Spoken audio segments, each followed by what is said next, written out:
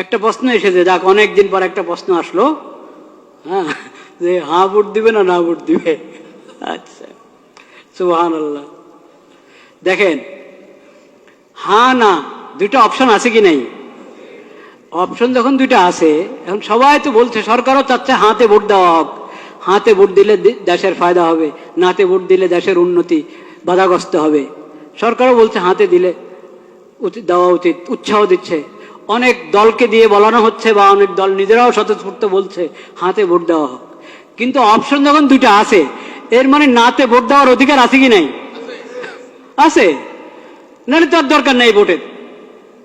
হ্যাঁ না দুইটা যখন আমাকে দেখাচ্ছেন যে হাতে ভোট দাও বা নাতে ভোট দাও, এর মানে অধিকার দেওয়া আছে সরকারের পক্ষ থেকে। আপনি নাতেও দিতে পারেন, হাতেও দিতে পারেন। নাতে দিলে এটা অপরাধ হবে না, দণ্ডনীয় অপরাধ হবে নাকি নাতে দিলে? তাহলে হ্যাঁ না দুইটার ভোট অপশন রাখলো কেন? আপনি বুঝতে হবে আপনি কি করবেন। বাধ্য হয়ে দিবেন না ভোট, নিজেকে বাধ্য মনে করবেন না যে আমাকে হাতেই দিতে হবে। বাধ্য করে না কেউ আপনাকে, কিন্তু এক ধরনের যন্ত্রণায় ফেলেছে আমাদেরকে। নির্বাচন কমিশন হোক, সরকার হোক, বিদেশিরা হোক, আমাদেরকে এক ধরনের কিসের মধ্যে ফেলেছে? যন্ত্রণায়, পেরেশানিতে ফেলেছে।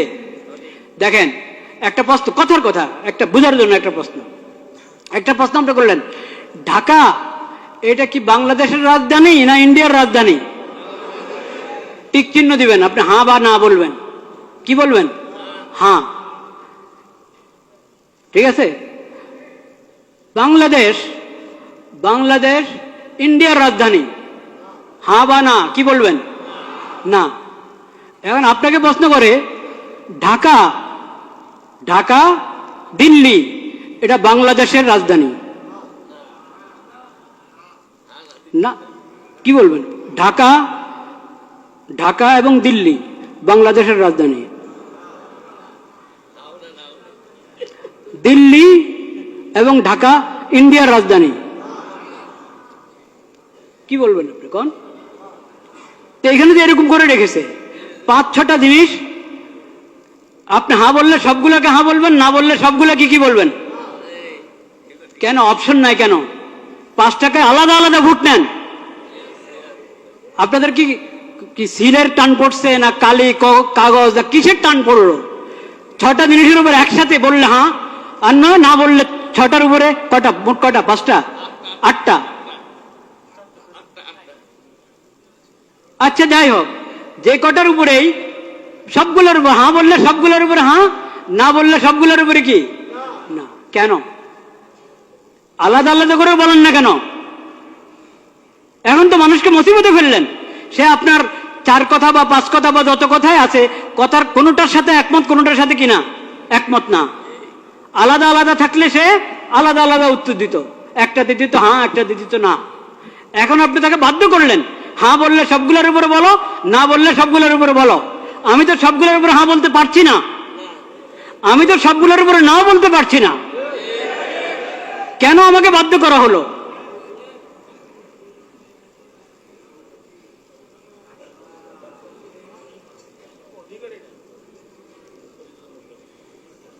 একটা পেরেশানি, একটা যন্ত্রণার মধ্যে ফেলা হলো জাতিকে। ভোট দিলে সবগুলোর উপরে হ্যাঁ বলো, আর না বলতে হলে সবগুলোর পুরো না বলো। কিন্তু আপনারা ভয় পাবেন না, হার মধ্যে যেহেতু অনেক অন্যায় কথা আছে, আপনি বুঝে শুনে ভোট দেন। এই কথা কখনো ভাববেন না, এসব প্রতারণাতে আসবেন না যে নাতে ভোট দিলে দেশের উন্নতি রুখে যাবে, দেশের উন্নতি বাধাগ্রস্ত হবে, কখনো না।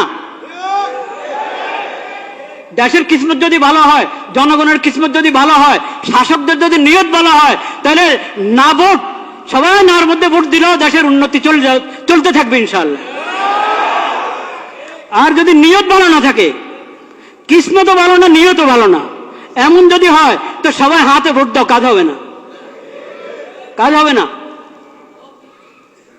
ভোট একটা আমানত, ভোট একটা আমানত, এটাকে বুঝে শুনে ব্যবহার করেন। এটা অধিকার, এই অধিকার, ভোটের অধিকার একটা আমানত, এই অধিকারকে বুঝে শুনে ব্যবহার করেন, চিন্তা ফিকির করেন, আল্লাহর কাছে দোয়া করেন, আল্লাহ আমি যাতে সঠিক ভোট দিতে পারি সেই তৌফিক আমাকে দান করেন। এটা তামাশার বিষয় না। প্রতারিত হয়ে বাধ্য হয়ে ভোট দিবেন না, লোভে পড়ে ভোট দিবেন না, চিন্তা ভাবনা করে, এবং এটার জন্য দোয়া দুরূদ পড়েন, সালাতুল হাজত পড়েন, অভিজ্ঞদের সাথে মশওয়ারা করেন, নেককার দিনদার মানুষের সাথে মশওয়ারা করেন। শুধু নামের ভিত্তিতে আপনি ভোট দিলে হবে? শুধু মার্কার ভিত্তিতে ভোট দিলে হবে? শুধু মনোগ্রাম দেখে ভোট দিলে হবে?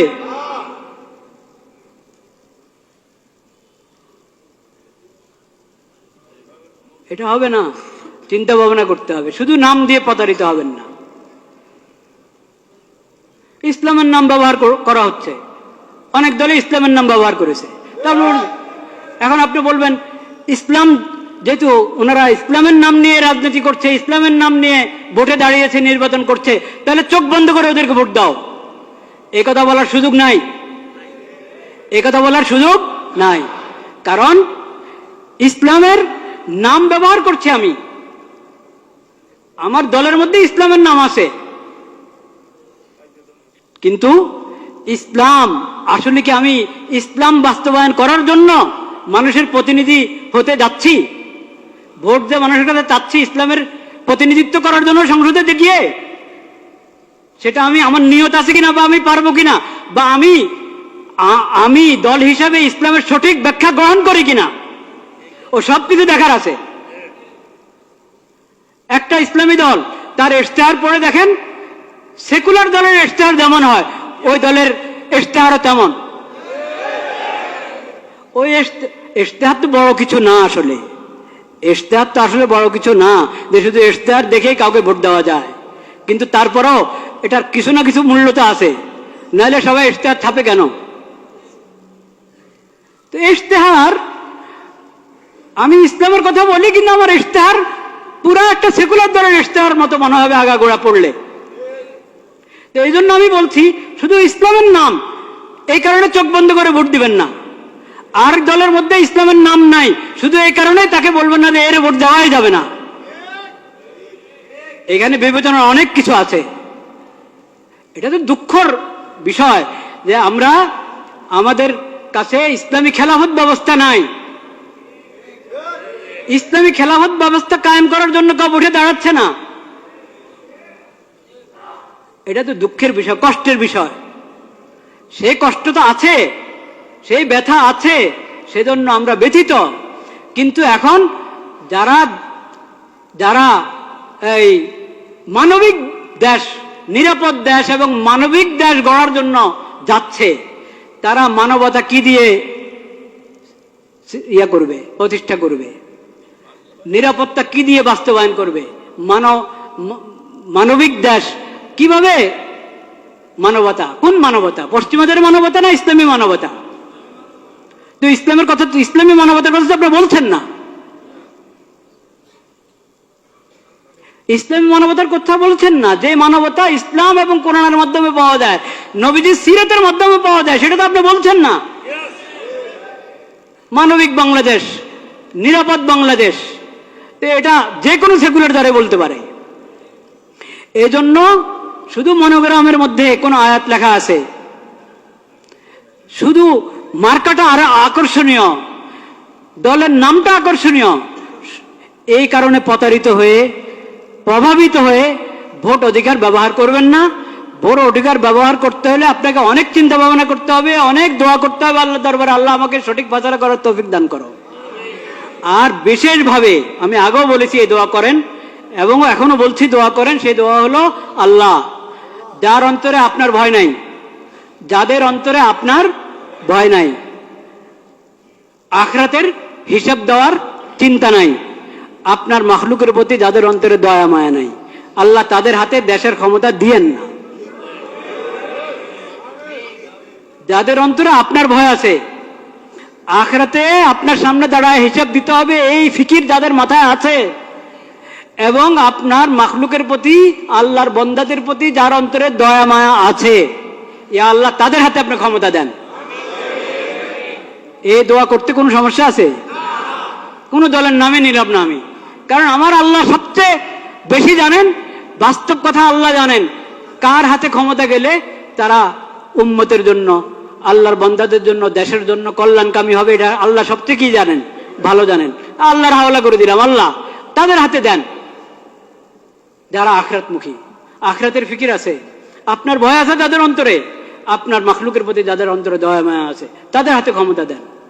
যারা আপনার ভয়ও তাদের অন্তরে নাই, আখিরাতে আল্লাহ আপনার সামনে দাঁড়া হিসাব দিতে হবে এই ফিকিরও তাদের নাই, আপনার মাখলুকের প্রতি দয়া মায়াও নাই, হ্যাঁ, ইয়া আল্লাহ তাদেরকে আপনি ক্ষমতা দিয়েন না।